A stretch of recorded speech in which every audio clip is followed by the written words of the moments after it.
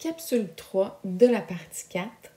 Alors, on s'est laissé dans la capsule 2, c'est-à-dire que je vous ai posé la question, lequel se baigne dans l'eau salée et lequel se baigne dans l'eau douce?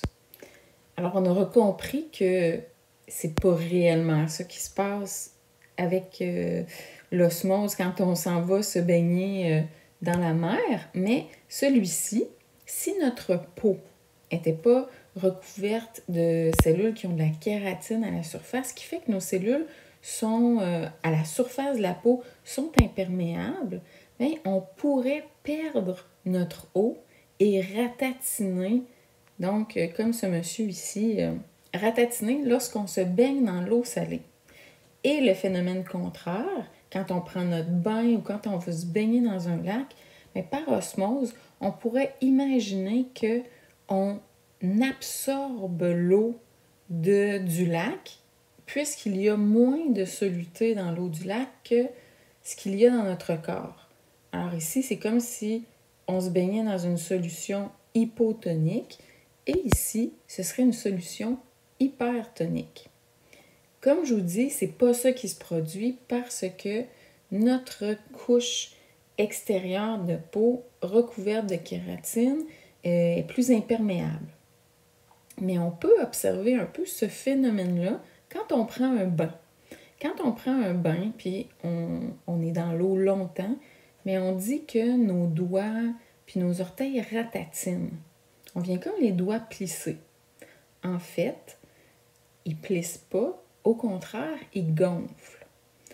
Par osmose, l'eau pénètre légèrement dans nos extrémités.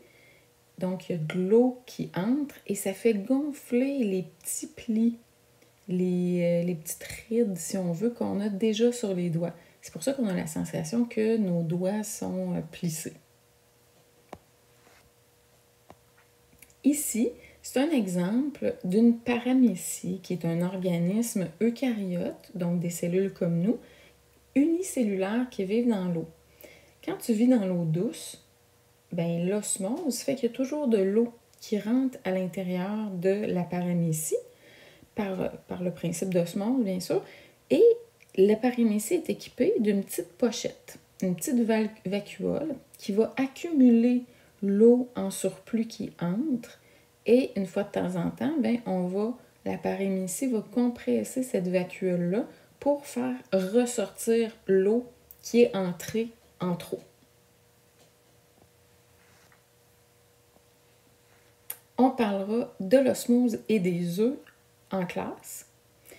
On est toujours dans le transport passif. Ça veut dire du transport qui ne nécessite pas d'énergie pour se faire. Et le troisième type de transport passif, c'est la diffusion facilitée. Ça veut dire qu'on va faciliter le transport des ions et des molécules qui aiment l'eau. Les molécules hydrophiles vont pouvoir traverser la membrane à travers des canaux ou d'autres types de protéines qui vont, permettre le passage à travers la couche de lipides de nos membranes. C'est de la diffusion, ça veut dire qu'on suit notre gradient de concentration. C'est pour ça qu'on n'a pas besoin d'investir de l'énergie. La figure 7.14 nous montre des protéines transmembranaires qu'on va trouver à travers notre double couche de phospholipides ici. Alors, premier type de protéine de transport, c'est un canal, une protéine canal qui est toujours ouvert. Le canal est toujours ouvert, donc cette protéine-là, elle est toujours ouverte et elle permet le passage d'ions. Donc, des Na+, des K+, des Cl-. Ça pourrait être aussi des acides aminés, du glucose, qui vont traverser à travers ce passage-là, que ce soit vers l'intérieur comme illustré ici, ou ça pourrait être vers l'extérieur aussi, en autant que ça suive le gradient de concentration. Il y a aussi les types de protéines qui sont des transporteurs qui ouvrent vers l'extérieur et se referment vers l'intérieur. Donc, ces protéines-là, elles bougent. vous avez aussi cette figure-là. Ça, c'est la première page du chapitre 7. On voyait un canal de potassium. Vous voyez ici, on voit la complexité là, de notre protéine. Donc, la forme tridimensionnelle, elle est enchâssée dans la membrane plasmique et elle a un petit canal qui est ouvert ici pour laisser passer les K+. C'est important de spécifier que les protéines de transport, elles sont spécifiques. Ça veut dire que tu as des canaux à potassium, il y a des canaux à sodium. Le canal de potassium ne laisse pas passer d'autres ions que les ions potassium. L'intérieur de notre canal est hydrophile. L'extérieur du canal qui passe dans la membrane plasmique est hydrophobe. Mais il faut que l'intérieur de ma protéine soit hydrophile pour que les substances chargées veuillent bien passer. Il y a une saturation qui peut être possible parce qu'il y a une certaine quantité d'ions, de molécules qui peuvent passer à la seconde, qu'on ne peut pas en faire passer plus que, mettons, 50 à la seconde. Alors, des fois, ça se peut que ça stagne un peu à l'extérieur ou à l'intérieur de la membrane. Et on pourrait envoyer des molécules imposteurs qui prendraient la place des ions et bloqueraient, si on veut, les canaux. C'est une possibilité.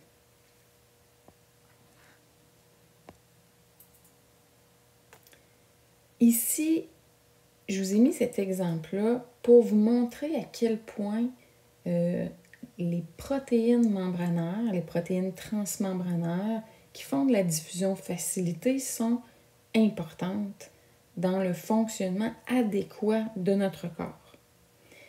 L'exemple qui est ici, il nous démontre que la fibrose kystique est une maladie qui est génétique et qui est due à l'absence de canaux chlore. Ça veut dire que quelqu'un qui a la fibrose kystique n'est pas capable, ne fabrique pas de petits canaux à Cl- dans ses membranes plasmiques. Elle n'a pas les gènes qui donnent la recette pour fabriquer ces canaux-là. C'est vraiment une mutation génétique.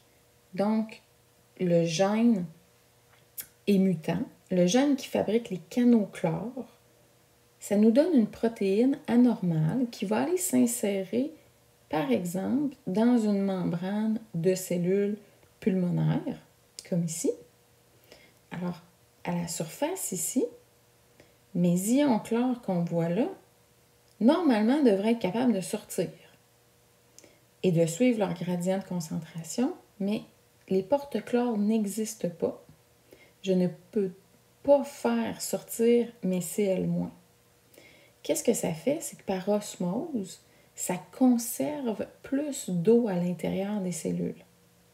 Plus d'eau à l'intérieur des cellules veut dire un mucus et à l'extérieur plus épais. Plus épais, ça obstrue les voies respiratoires et en obstruant les voies respiratoires, le mucus qui normalement devrait être remonté, avalé, craché, toussé, bien, on a de la difficulté à s'en débarrasser. Les bactéries s'installent, l'inflammation s'installe, destruction au niveau des voies respiratoires, des tissus des voies respiratoires. Il y a aussi d'autres conséquences au niveau digestif de la présence de mucus très épais. On pourra s'en reparler quand on se verra pour les prochains cours théoriques. Et on garde le transport actif pour justement notre prochain cours théorique. Alors la capsule 3 se termine ici et ça met fin à la matière que vous devez voir avant de se revoir en théorie.